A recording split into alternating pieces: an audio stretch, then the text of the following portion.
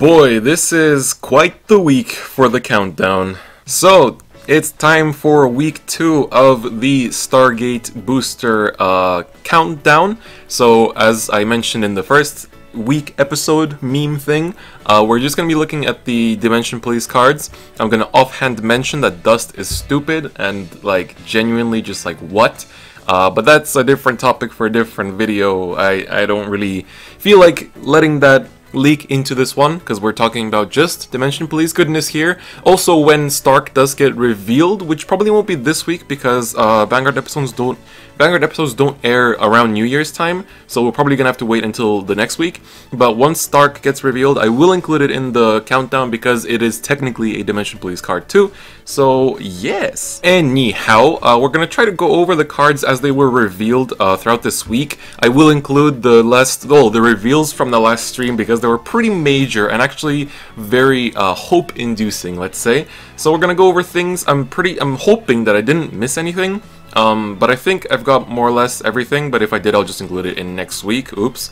Anyway, the first card that was revealed for this last week was the brand new Zeal Gguard, which, let me tell you this, the art is really nice, plus the skill is actually ridiculous. So it is a Gguard, and when you guard with it, you can Soul Blast 1. If you do, your opponent's unit that you choose loses 5k power until the end of that battle, so only for that battle.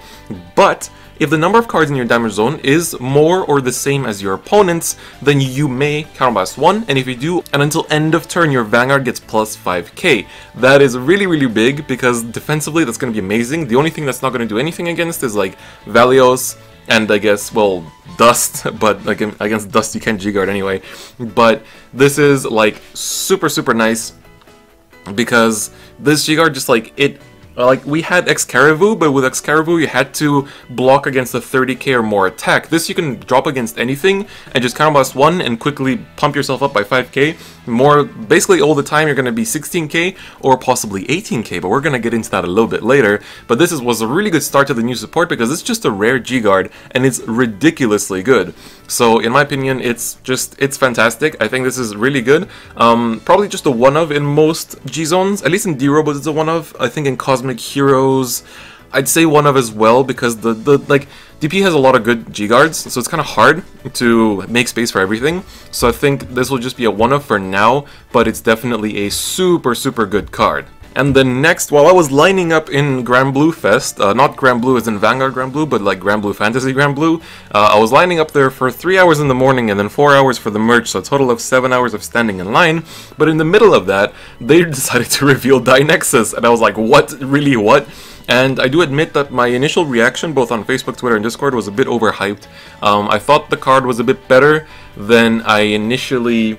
I thought it was better than it actually is, essentially. And honestly, I do love the art. I love the name of it. I love a lot of things about it, and I'm hyped to have a piece of him.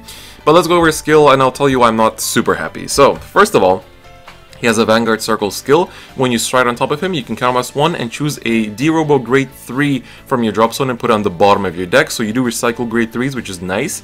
If you do, you look at the top 4 cards of your deck.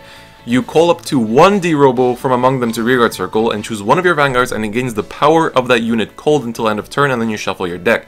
So let's talk about why this is nice, because you're essentially Gurguit, but you can only call D-Robos and you gain their power. So this is actually good for powering up your burst stuff. You can actually play Laurel D now in D-Robos.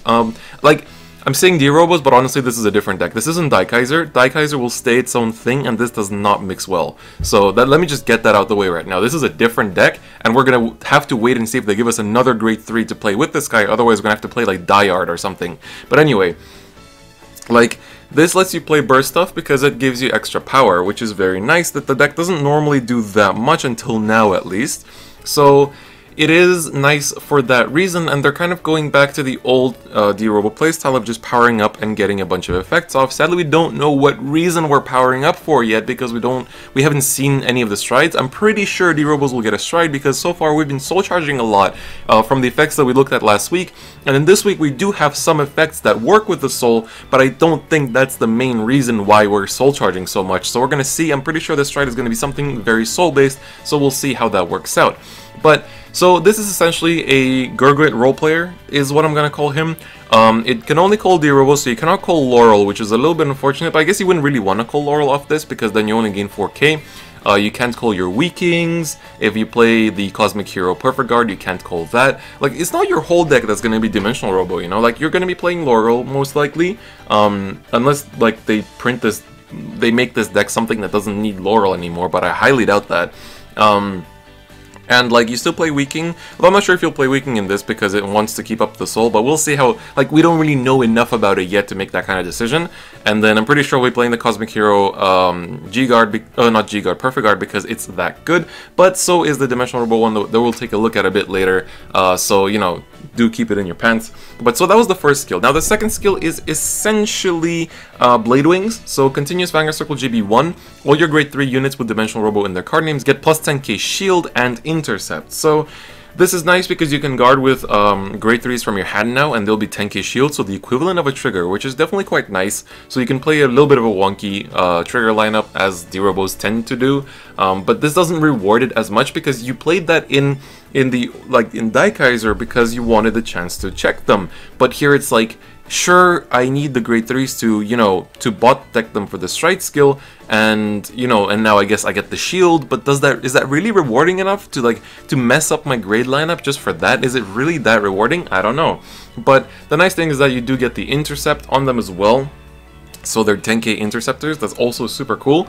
Like, I think it's an interesting direction, but we can't say too much until we get a stride. But for now, I'm not actually that impressed. Like, I was kind of hyped by it the moment we saw it, but you lose so much pressure when you ride this guy. Don't forget that you lose Dai Bazooka, you lose Daikaiser Leon, you lose everything that Daikaiser has, which is just insane pressure. It's what forces your opponent to overcommit so hard and essentially lose the game because they overcommit too much, because they think that you're going to check more grade 3s than you actually are. And then, you know, they just lose next turn to something like Daimax that doesn't need you to put, like, have any, like, luck reliant skills. It's just that you manipulated with them a little bit by making them overguard, and then you are able to finish off the game in a standard way, like with Daimax, because they just overcommitted last turn and now they can't guard it anymore. So I think with this guy, you lose that. You lose that ability to make your opponent overcommit. You exchange it for a little bit of plussing. Sure, you get free advantage for, you know, by being able to just top that call, you know, to roleplay Gguard, as I said, and you also get defensive power, which is definitely nice, but it's not what we need in this meta. Maybe in the future this will be better depending on what kind of, like, turn the meta takes, but right now this is not what we need, and I'm honestly a little bit disappointed. But we don't know the stride yet, we don't know all the D-Robo cards yet, so we're gonna see. But for now, this did kill my hype boner a little bit, which is quite unfortunate. Alongside with this guy, however, was also Dipole, which is actually a really nice grade 2. And don't forget that, like, you don't have to just play these new Dimensional Robo supporting cards just in Dainexus. You can just slap them into good old Daikaiser and they'll still be just as good. So Dipole does have a really nice artwork, but his skills are, first off, when you ride him or call him, you reveal a grade 3 Dimensional Robo. Doesn't have to be Daikaiser, doesn't have to be Dainexus, any grade 3 Dimensional Robo. If you don't, then he loses 5k power. So this is the same as, like, the Overlord one, the Maelstrom one, like all of those, like, 10ks that, you know, need to have some kind of condition to stay 10k. And then his second skill is Continuous Rearguard Circle. If you have a grade 4 Vanguard with D-Robo in its card name, this unit and all of your grade 3 rearguards get power plus 5k. So it also includes him, but honestly you can just, like, drop him in the back, have your grade 3s up in the front, and then just be hitting for nice power. But honestly, like, this is a really, really good card, and it kind of got overshadowed by Dainexus, but honestly I think this might even be the better card in Daikaiser, for example, because you can do your Daihawk first turn combo thingy, and then let's say you pop down Laurel, but from Earth you search out a grade 3, can be anything you want, and then you also search out him, so you search out Dipole, and then even if you miss with the Laurel, you have a 15k on one side, and then you have a 16k on the other side, possibly even more, you know, if you've got your boosts and whatnot, which you probably will because you were going for that Laurel. But this is really nice because, like, okay, I didn't hit with my Laurel, but I still have pretty big columns, so I can either bully your rear guards with them, or I can just, like, rush a little bit. So honestly, it's a really, really good grade 2. Like, I don't think this should be slept on. It's only a rare, but it's a really, really good rare. So this will 100% be played in Daikaiser. I don't see myself not playing it. I think it's just that good. And like honestly, like this is the prime target for your Die-Earth 2. I'm not sure what's gonna happen to my Die-Jet counts. I think they'll go down to 2 probably. But like Die-Jet is still important, at least in Daikaiser. But we'll see how things change. But honestly, for now, this is a really, really good grade 2, and I'm super happy about it. Next, finally, like my prayers have been answered. We finally got a D-Robo Stride Fodder, which is Dice Supporter. So some people aren't happy with the art. I couldn't care less. I think it still looks great. Like what kind of things are you forcing onto this? But regardless, let's go over the skill first. So when you're paying the cost from hand for Stride, and you're choosing cards from your drop zone for the cost of an ability, a card with Dimensional Robo in its original card name, you can choose it as a grade 3. So this essentially wants to interact with Dainexus, because it's like when you would select a grade 3 to bot deck for his like Stride cost skill thing. You can select Dice Supporter instead, so it's not a direct Stride Fodder from my understanding, because you can't just like drop it as a grade 3 for Stride for Dimensional Robo, so it's a little bit unfortunate, but however, or at least that's my understanding of it from the wiki translation. So it's a little bit confusing because like it's not one of the basic like Stride Fodders where just like it counts as a grade 3 in hand if you stride into Dimensional Robo, so it works essentially with Dainexus. So it's a little bit confusing, but it still does its job. And then the second part of the second skill is when you do discard it from hand for the cost of Stride, you choose one of your units with Dimensional Robo in its card names and give it in its card name and give it plus 4k until end of turn, and choose up to 1 Dimensional Robo in its card name from your drop zone, put into your soul. So again, we keep on soul charging. At least we give plus 4k power, so this again helps with your burst stuff, so you can actually play burst things in D-Robos quite easily now because you're gaining that much power, in Dainexus at least. At least that's what it looks like for now. We'll see how that image evolves over time. So it's a pretty nice Stride Fodder. It's a very interesting skill. I kind of want to wait until we see the actual like English translation of it, because I'm not too sure how to comprehend that first skill. Because it's like when you would select a grade 3 from your drop zone while paying for Stride. Like it's not Dice Supporter that counts as a grade 3. Like for Stride, it's like he counts or she counts as a grade 3 to be put back to the bottom of the deck by Dainexus' skill, is what I understand. But we'll see about that. But that's that one. And then the other final D-Robo card we have before we go into the last 3 cards that aren't D-Robo is Dimagnal. So this is the perfect guard for D-Robos that is only a rare, and I really like the art. It's so nice. So when you guard with it, you can protect any of your Dimensional Robo units, so it's not just your Vanguard, so basically anything, but you can protect like Laurels, Weakings, and stuff like that. But when it is placed on Guardian Circle, whether it's from hand or from top deck or like from wherever, you choose one of your Vanguards with Dimensional Robo in its card name, and it gets plus 4k power until end of that battle for each card with Dimensional Robo in its card name in your soul. So this is what I meant by we're now converting all those soul charges into something. So this is quite nice because it can potentially be like a plus, like you just drop this, like you don't even use the Perfect Guard skill, but you just like hello 20k shield. So that's definitely quite nice because like you only need 5 cards, 5 D-Robo cards in your soul to get a plus like a 20k shield out of this guy without discarding for the Perfect Guard cost. That's definitely quite nice. So it's good against the mirror match if it's Daikaiser, of course, but it's also just good on its own. Like it's actually just a good card because like if you don't have any cards left to ditch for the Perfect Guard cost, you can just drop this as a shield, and that might even be enough. So that's a very nice part of the skill, and I honestly really like this Perfect Guard too. So it's gonna be quite hard to choose which card I want to play or which Perfect Guard I want to play when the time does come to decide. And now finally, we do have 3 Cosmic Hero cards, and honestly, they're giving me a lot more hope in Cosmic Heroes than in D-Robos this set, because so far the D-Robo cards have been like okay. Some cards have been really good, but it's Dainexus' like kind of level of disappointment that's kind of like So I hope that maybe we'll get like 1 or 2 Daikaiser cards. I'm a bit doubtful, but we'll see.